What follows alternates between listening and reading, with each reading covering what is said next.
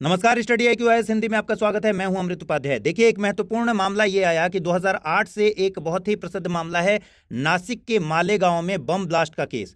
इसमें special NIA court ने कहा है कि सारे जो 7 आरोपी थे उनको अब बरी कर दिया जा रहा है, इंक्लूडिंग प्रज्ञा ठाकुर जो कि बीजेपी की पूर्व सांसद रह चुकी हैं, लेफ्टिनेंट कर्नल पुरोहित जो कि सैन्य खुफिया एजेंसी में काम कर चुके हैं। और ये सबूतों के अभाव में ऐसा किया गया है, NIA कोर्ट ने ये ऑर्डर दिया है। इस वीडियो में हम ये देखेंगे कि इस पूरे फैसले का आधार क्या था और साथ में हम देखेंगे कि NIA किस एक्ट के जरिए लाया गया था और NIA की क्या भूमिका है। दूसरा, एक और एक्ट इसमें आया है, UAPA। अदालत ने कहा है कि यह मामला UAPA के अधीन नहीं बनता, तो UAPA के एक्ट के बारे में भी इस वीडियो में जानकारी लेंगे। आइए जल्दी जल्दी देखते हैं खबर क्या है। 17 साल बाद 2008 का मामला है। मुंबई की एक विशेष NIA अदालत ने मालेगांव ब्लास्ट के आरोपियों को बरी कर दिया है। इसमें प्रज्ञा सिंह ठाकुर, मैंने बताया, जो पूर्व भाजपा सांसद हैं, लेफ्टिनेंट कर्नल प्रसाद पुरोहित जो कि खुफिया एजेंसी में मिलिट्री के काम करते थे, इनके सहित सभी 7 आरोपी बरी हुए हैं और संदेह का लाभ इन्हें दिया गया है। कहा गया है कि प्रोसिक्यूशन यानी अभियोजन पक्ष मामले को साबित करने में विफल रहा है। ठीक है, तो आइए देखें इसमें और क्या चीजें हैं। देखिए, सबसे पहले तो ये मालेगांव ब्लास्ट केस है क्या। 29 सितंबर 2008 का मामला है, जब नासिक के मालेगांव में एक चौक है, वहां पर मस्जिद के पास एक बम विस्फोट होता है और यह बम विस्फोट होता है मोटरसाइकिल में पीछे बांधकर बम ब्लास्ट होता है। और यह भी आरोप लगाया जाता है कि यह मोटरसाइकिल प्रज्ञा ठाकुर की ही थी। हालांकि कोर्ट ने इसको माना नहीं, क्योंकि कोर्ट ने कहा यह साबित नहीं हो पा रहा है। पुलिस थाने में सबसे पहले मामला दर्ज हुआ, लेकिन बाद में यह मामला चला गया आतंकवाद निरोधक दस्ते के पास। 2008 में ही ATS ने इसे ले लिया। ठीक है, एंटी टेररिस्ट जो स्क्वाड है उसको। आपको याद होगा जब मुंबई में हमले हुए थे 26/11, उस समय हेमंत करकरे साहब का नाम बहुत आया था, जो ATS के चीफ हुआ करते थे और जिनकी उस हमले में मौत हो गई थी। उन्होंने ही इसको लीड किया, इस जांच को। ठीक है, तो बाद में हालांकि उनकी मौत हो गई, तो इससे जांच प्रभावित भी हुआ। महाराष्ट्र संगठित अपराध नियंत्रण अधिनियम यानी मकोका लगाया गया ATS के तहत के द्वारा इस पूरे मामले में, और मकोका के तहत आरोप लगाए गए, आरोप पत्र दाखिल किया गया यानी चार्जशीट दाखिल की गई। साध्वी प्रज्ञा ठाकुर और लेफ्टिनेंट कर्नल प्रसाद श्रीकांत पुरोहित को गिरफ्तार किया गया मकोका के तहत। और कहा गया कि अभिनव भारत नाम की एक संस्था है जिसको श्रीकांत पुरोहित ने एस्टैब्लिश किया था और उसमें इन्वॉल्वमेंट प्रज्ञा ठाकुर की भी रही थी। तथा कथित तौर पर यह कहा गया ये एक हिंदू दक्षिणपंथी संगठन था और यह संलिप्त था इस पूरे मालेगांव ब्लास्ट में और सांप्रदायिक सौहार्द को बिगाड़ने की कोशिश की गई थी। ATS ने कहा विस्फोट मुस्लिम समुदाय के खिलाफ बदला लेने और आतंक फैलाने की साजिश थी। यह मामला है 2008 का। उस समय ATS इसको जांच कर रही थी। ठीक है, फिर मोटरसाइकिल जो कथित तौर पर प्रज्ञा ठाकुर के ही नाम पर पंजीकृत थी, इसका उपयोग विस्फोट में किया गया, यह भी ATS का आरोप था। और ATS ने जो चार्जशीट पहली दाखिल की उसमें 11 आरोपी बनाए, 3 वांछित व्यक्तियों के खिलाफ पहली चार्जशीट दाखिल की गई थी। तो प्रज्ञा ठाकुर और लेफ्टिनेंट कर्नल पुरोहित को इसमें मुख्य साजिशकर्ता बताया गया था ATS की चार्जशीट में। लेकिन बाद में क्या हुआ ये देखेंगे हम। NIA की भूमिका आ जाती है यहाँ पर। NIA एक्ट के तहत बनाया गया था 2008 में और NIA के स्पेशल कोर्ट में ये हियरिंग होने लगी। उससे पहले मैं आपको बता दूं, अमृत उपाध्याय 007 इंस्टा और टेलीग्राम पर मेरा पता है, आप चाहें तो जुड़ सकते हैं। साथ ही 31 जुलाई यानी आज ही के दिन लास्ट डेट है जब आप प्रतिज्ञा बैच में एडमिशन ले सकते हैं, जिसमें मैं पॉलिटी इस समय पढ़ा रहा हूं पिछले कई दिनों से। 2026 का ये बैच है। इसमें एडमिशन लेने के लिए इसी वीडियो के डिस्क्रिप्शन बॉक्स में जाइए, एक लिंक है, उस पर क्लिक कीजिए और सारी जानकारी पढ़ने के बाद अमृत लाइव कोड यूज करके बहुत ही कम कीमत पर एडमिशन ले सकते हैं। साथ ही ध्यान रखिए कि 31 जुलाई तक एक डबल धमाका सेल भी चल रहा है, जिसमें बाई 1 गेट 2 कोर्सेज फ्री, यानी सारे लैंग्वेज में आपको कोर्सेज मिल जाएंगे। इसकी अंतिम तिथि 31 जुलाई है, आप इसका भी फायदा उठा सकते हैं। अब आइए, 2011 में यह जांच ATS से लेकर NIA को सौंप दी गई। गृह मंत्रालय ने खुद ही से स्वतः संज्ञान लेते हुए यह मामला NIA को सौंपा। अपराध को फिर से NIA ने पंजीकृत किया। NIA का मतलब है नेशनल इन्वेस्टिगेशन एजेंसी। ठीक है, राष्ट्रीय जांच एजेंसी। आगे की जांच इसने शुरू की और NIA ने महाराष्ट्र संगठित अपराध नियंत्रण अधिनियम यानी मकोका के तहत आरोप हटा दिए अपने चार्जशीट में। कहा कि मकोका के तहत मामला नहीं बनता।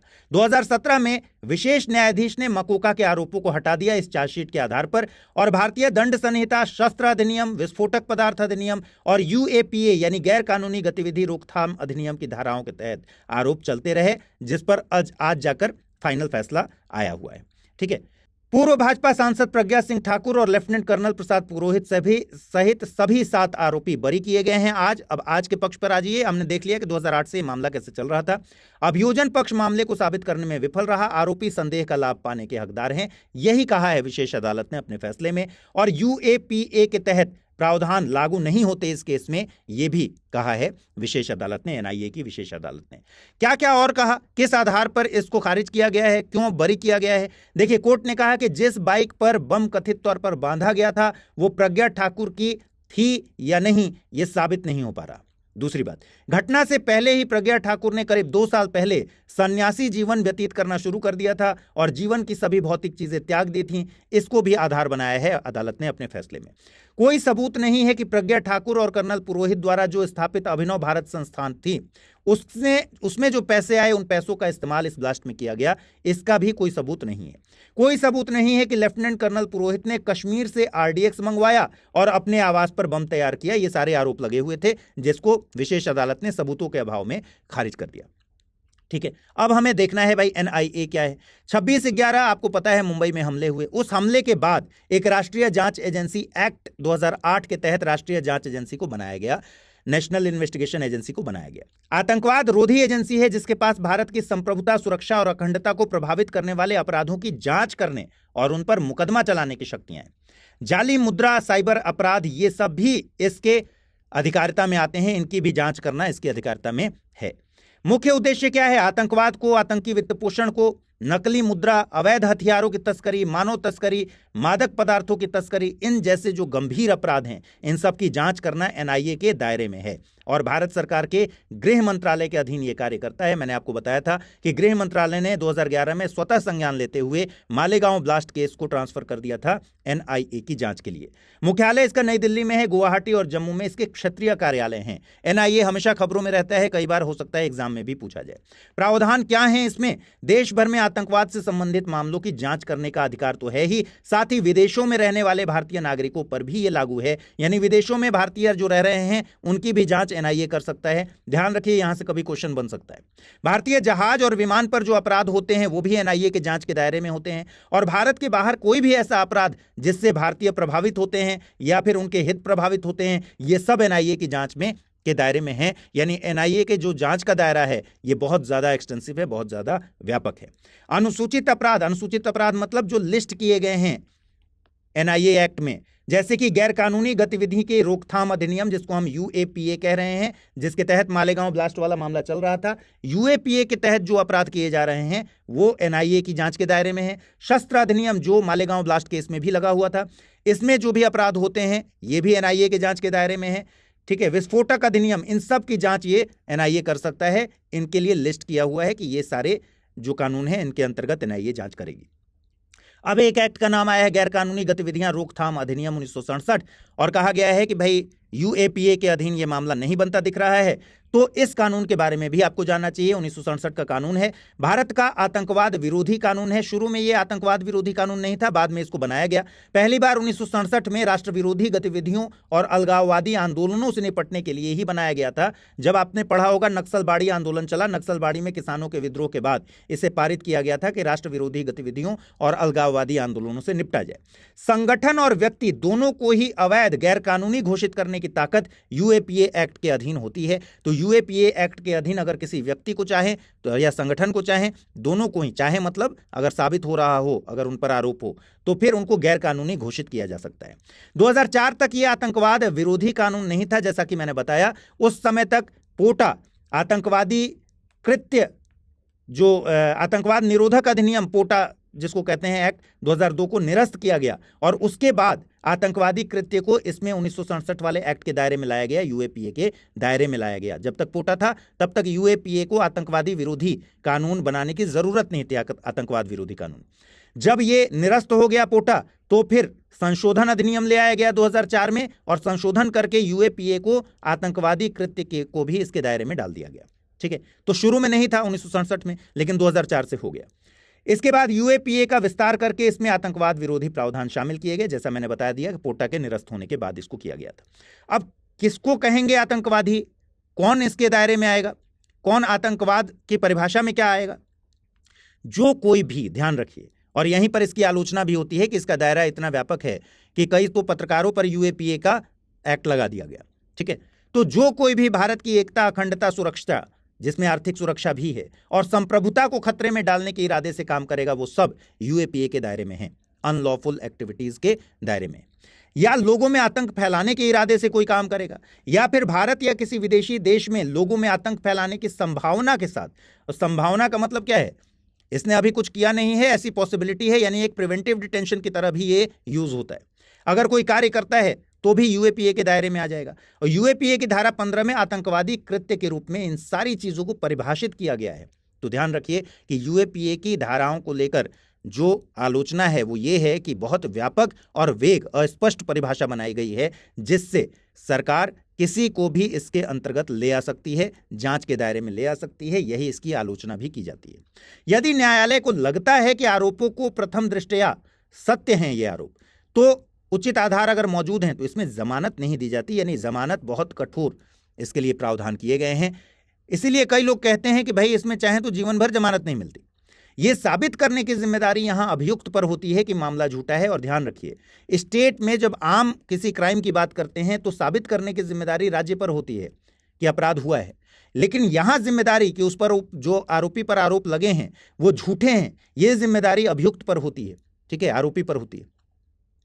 तो इसलिए भी ये अपने आप में बहुत इंपॉर्टेंट हो जाता है। राष्ट्रीय जांच एजेंसी एनआईए को यूएपीए के तहत मामलों की जांच करने का अधिकार है, जैसा कि अभी वो मालेगांव ब्लास्ट केस में कर रहा था। संदिग्धों को बिना किसी आरोप या सुनवाई के 180 दिनों तक हिरासत में रखने की अनुमति यूएपीए देता है। और इस पर भी काफी ज्यादा आलोचना होती है इस एक्ट की कि भाई ये मनमाने किस्म का एक्ट है। ठीक है, संदिग्धों को बिना किसी आरोप के या बिना किसी सुनवाई के 180 दिनों तक हिरासत में रख सकते हैं इस एक्ट के तहत। तो ये है यूएपीए एक्ट। एनआईए क्या है मैंने बता दिया। मालेगांव ब्लास्ट में जो वर्डिक्ट आया है ये भी मैंने आपको बता दिया। क्वेश्चन देख लीजिए जल्दी से, जो आपके एग्जाम के लिए इंपॉर्टेंट है। निम्नलिखित में से कौन सा अवैध गतिविधि निवारण अधिनियम यूएपीए और राष्ट्रीय जांच एजेंसी एनआईए के संदर्भ में सही नहीं है? यूएपीए 1967 में लागू हुआ और 2019 के संशोधन ने व्यक्तियों को आतंकवादी घोषित करने का प्रावधान जोड़ा। एनआईए की स्थापना 2008 में हुई और यह बिना राज्य सरकार की अनुमति के आतंकवाद से संबंधित मामलों की जांच कर सकती है। यूएपीए के तहत संदिग्ध को बिना औपचारिक आरोप के 180 दिनों तक हिरासत में रखा जा सकता है। और एनआईए का गठन आतंकवाद के साथ साथ सामान्य आपराधिक मामलों की जांच के लिए भी किया गया है। इन चारों में आपको बताना है कि कौन सा सही नहीं है। तो फिलहाल इस वीडियो में इतना ही रखते हैं। अगले वीडियो में मुलाकात होगी। ख्याल रखिए अपना, ठीक से पढ़ाई कीजिए। नमस्कार।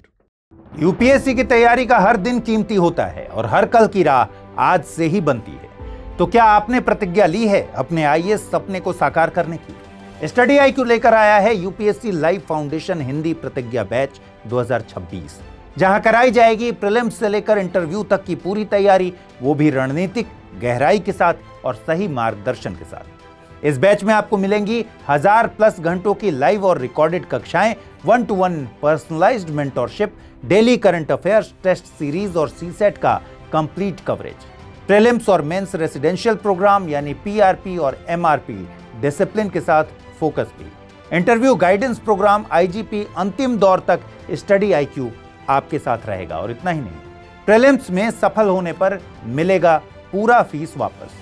टॉप स्कोरर को मिलेगा 11,000 रुपए का नगद पुरस्कार। अब तय कीजिए, आप सिर्फ सपना देखेंगे या उसके लिए स्टडी IQ के साथ मिलकर प्रतिज्ञा निभाएंगे। यूज करें कोड अमृत लाइव और पाएं मैक्सिमम डिस्काउंट हमारे गोल्ड, प्लैटिनम और डायमंड बैचेस पर। अगर अब भी कोई सवाल हो तो डिस्क्रिप्शन में दिए गए लिंक पर क्लिक करें या मुझे सीधा मेल करें amrit@studiiq.com पर।